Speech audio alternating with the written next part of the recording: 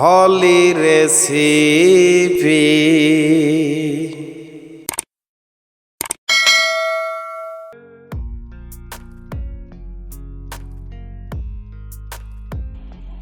আসসালামু আলাইকুম ভিউয়ার্স, হলি recipe channel থেকে আপনাদের সবাইকে স্বাগতম।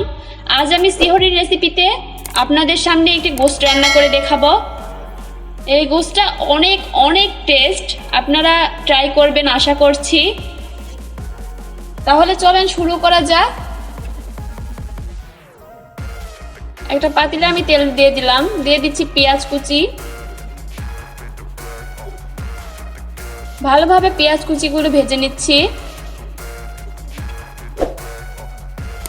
এখন আমি দিয়ে দিচ্ছি কাঁচা মরিচ বাটা, 2 টেবিল চামচ আমি কাঁচা মরিচ বাটা দিয়ে দিলাম, দিয়ে আবারও ভেজে নিচ্ছি।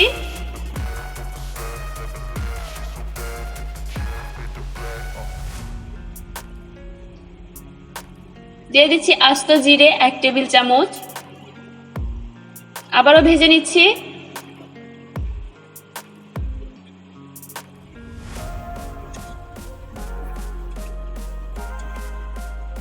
ভেজে নেওয়া হয়ে গেলে দিয়ে দিচ্ছি সামান্য একটু পানি যাতে পুড়ে না যায়। দিয়ে দিচ্ছি হলুদ গুঁড়ো 1 চামচ, দিয়ে দিচ্ছি শুকনো মরিচের গুঁড়ো 1 টেবিল চামচ, দিয়ে দিচ্ছি লবণ পরিমাণ মতো। আমি ভালোভাবে নেড়ে নিচ্ছি।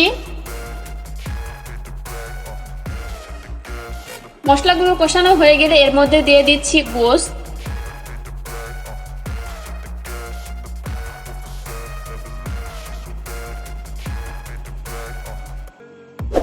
এখন ভালোভাবে উল্টিয়ে পাল্টিয়ে সবগুলো মিশিয়ে নিচ্ছি।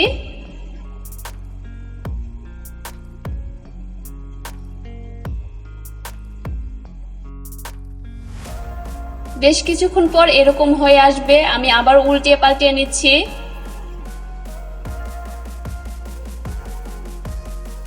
এখন আমি অ্যাড করে দিচ্ছি পানি। ঢাকনাটা ঢেকে দিচ্ছি।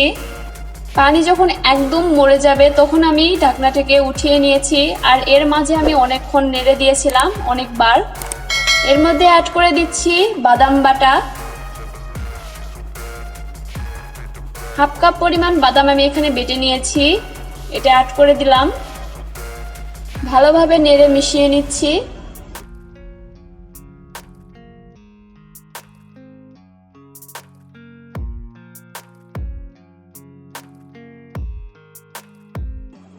বেশ কিছুক্ষণ পর দেখতেই পাচ্ছেন এরকম হয়ে আসবে।